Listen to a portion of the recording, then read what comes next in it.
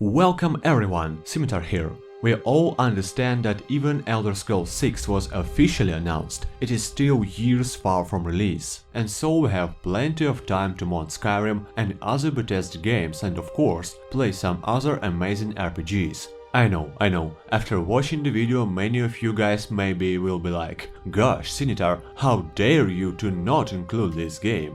Of course, that's my personal 10 games list, but even if you didn't see your beloved game here, playing titles from this list will not leave you indifferent. So, let's roll.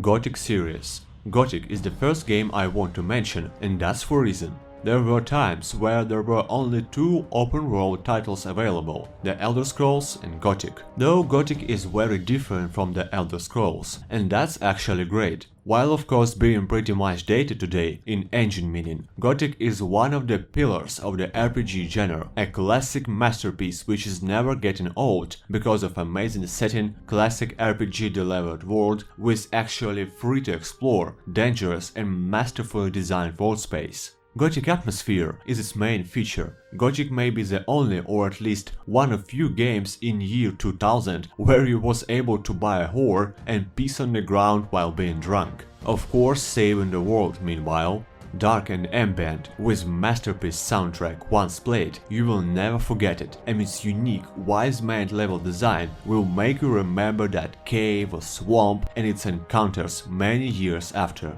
Gothic 2 Night of the Raven is hands down the best game in series, and Gothic 1 is great as well, while Gothic 3 has huge amount of flaws, but many of them can be fixed with mods and it still has Gothic spirit in it, so it's worth to play all three games. Just be sure to avoid Gothic 3 Forsaken Gods and Arcania, because it has almost nothing in common with actual Gothic besides the title. Also, Gothic 2 happened to have the most comfortable engine for modding, and it has simply unbelievably huge and qualitative mod for it called Returning. Be sure to check its review on my channel. Witcher 3.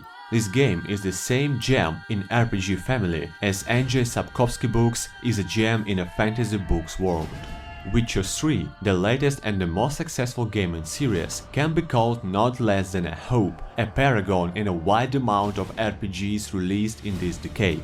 No matter from which aspect you will look on it, in many aspects it is simply almost unrivaled. Amazingly beautiful and greatly optimized at the same time. It will always amaze you with beautiful views between the combat and boss fights, which both are not too hard and not too easy, smooth, polished and dynamic. It is deeply immersive, full with hard and significant choices, and literally feels like reading the book. It is also full with so different and unique, charismatic characters, and Geralt himself is a great example. You will not see the typical messiah saving the world. Your character is a cynic beaten by life so many times, carrying a hard burdens in fantasy but so realistic world, with bloody battles, horrific monsters, love and tavern brawls. And even while Witcher 3 is of course the best game in series, it is more than worth to play the whole series to dive into dramatic and dark fantasy story. The Mass Effect series, first 3 games.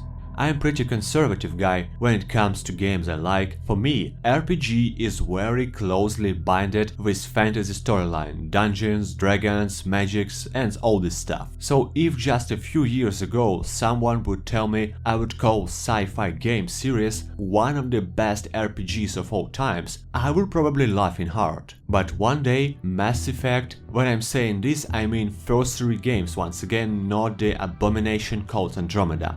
One day, it simply turned my view how RPG can look completely. While the combat part of it is mostly pure action with shooting and explosions, the rest of the game is an example of RPG. Narration, extremely original and charismatic characters whose jokes you will remember decades after, the storyline full of hard choices on each step, each of them having direct consequences, and of course addictive system of building relationships and romances with your party members. All this is making Mass Effect amazing. Another detail that is my favorite actually, that is Mass Effect has one of the best and most touching implementation of United we stand, divided we fall aspect.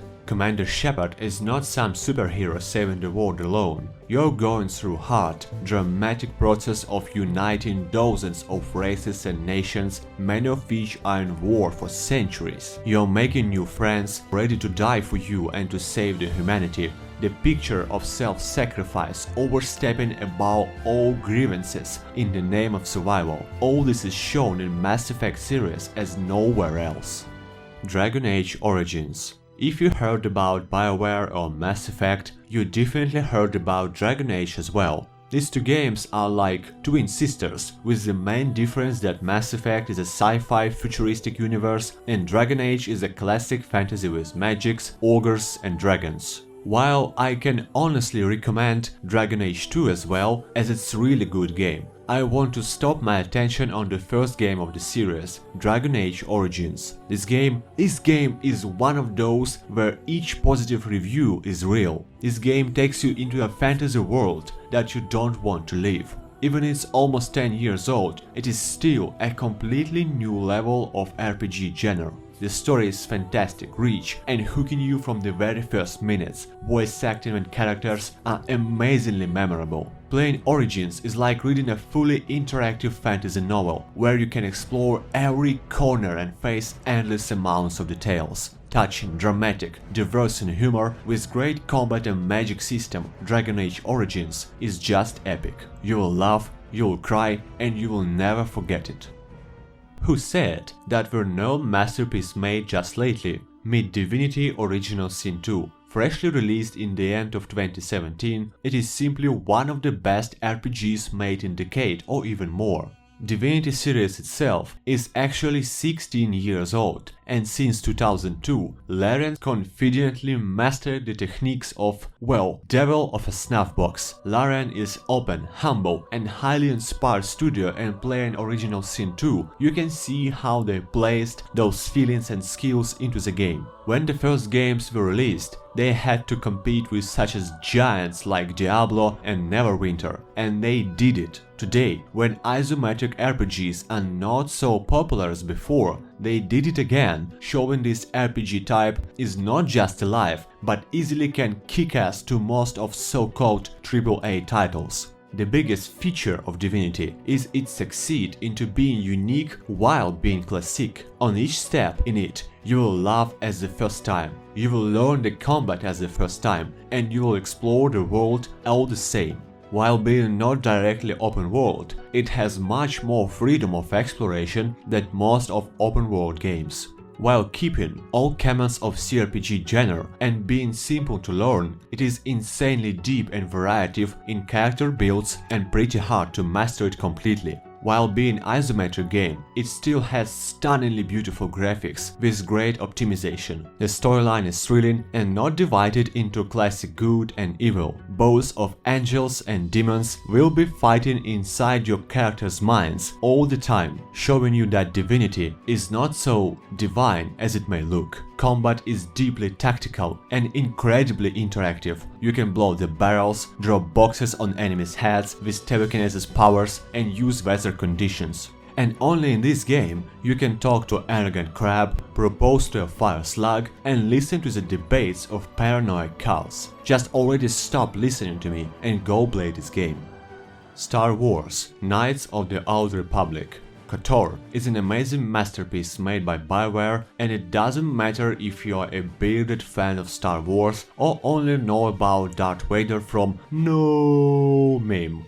The game immerses the player in Star Wars universe, and it has one of the best voice acting and stories that you may ever find even as for today. It is a charming and challenging game where on each step you are asking yourself how much more immersive this game can be. I can't believe that. Gameplay and character development is still absolutely great and addictive. You don't start as a Jedi instantly, you should reach this level, choosing of the starter classes initially and evolving it into something superior. That's the game of amazing story, meaningful choices, interesting character building system and challenging fights. The only flaw is maybe the combat mechanics itself, which can already look clumsy in 2018, same as with Gothic games. But just after a couple of hours, you will never even notice that again, because game will suck you completely. KOTOR is a game which you will enjoy whatever you think about Star Wars universe and RPG genre in general. It is a game even for Star Wars and RPG haters. Vampire the Masquerade Bloodlines. This game is a buggy mess. Oh, not the best way to start a game review, I think, right? Why I'm saying that so openly? Because community gave so much love to this game that vastly majority of all its bugs and glitches was fixed long ago, letting you enjoy the game itself. Also, all needed mods are linked in video description. And here comes the best part. As an RPG itself, Bloodlines is a freaking monster in a good meaning. It is just sick. Pretty much the same as Vampire Nature is, right? And if you like the vampire topic at least a bit, passing by this game is a criminal offense. If Bloodlines would be made today without that huge amount of release bugs and on engine like Vampire was made, it would easily become the best RPG of the year. The game has fantastic, dark atmosphere, simply believable, charismatic characters, and just a great storyline that fit in the game setting perfectly. Your faction choice at the beginning will directly affect your relationships with the characters in-game, giving huge variation and replayability, and the level design is really well made, showing you unique and interesting locations that will keep you hooked all the time. Neverwinter Nights. This one is my personal member in top 3 list of all games I ever played.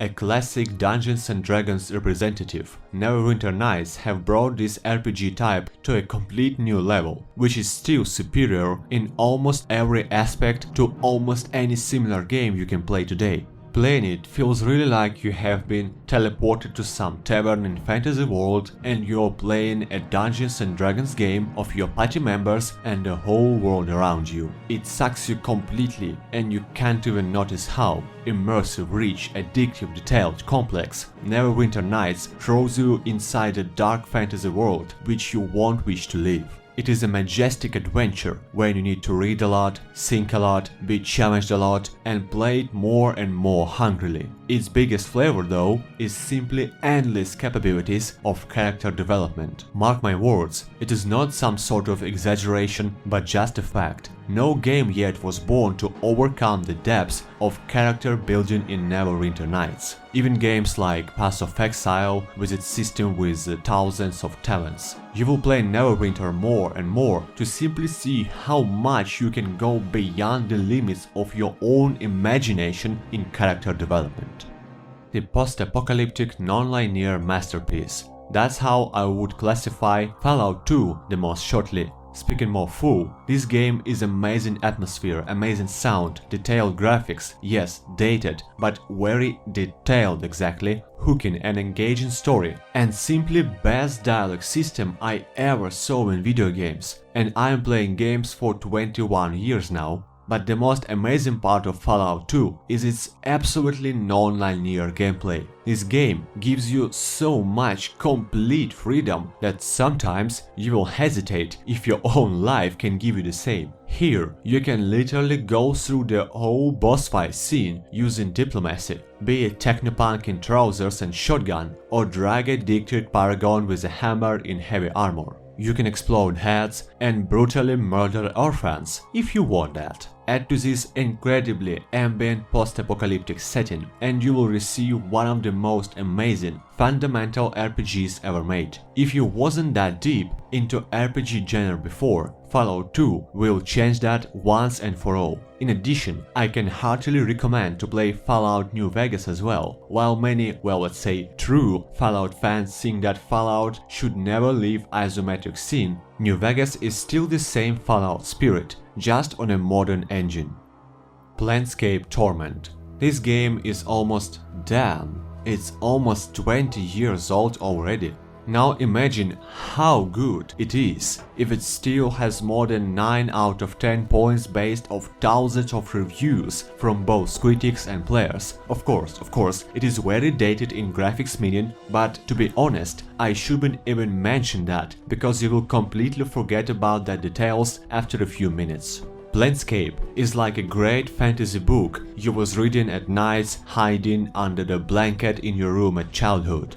But don't you dare to think it has some classic good guy saving the world storyline. It is like absolutely vice versa. Storyline is amazing but gloomy, and so it is your character. In Planescape, it is not the game mechanics or world story and lore will be the biggest secret for you. The secret will be your own character. Each step you will make by his feats is another page of amazing story you will never forget, no matter how much gaming standards will change and how deep RPG experience you have. But it is not only the storyline which is just perfect. The gameplay itself and character building is still feeling absolutely up to date. And a side note about dated graphics. Not so long ago, this game received an HD remaster with the maximum improved graphics as possible and support of all possible resolutions. So now, the only tiny reason to not try this game is even much more smaller.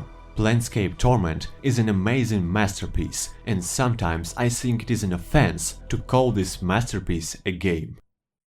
Phew. Thanks for watching, guys, but you know what? What I'm most curious about is your own favorite RPGs. What games, in your opinion, I forgot to mention?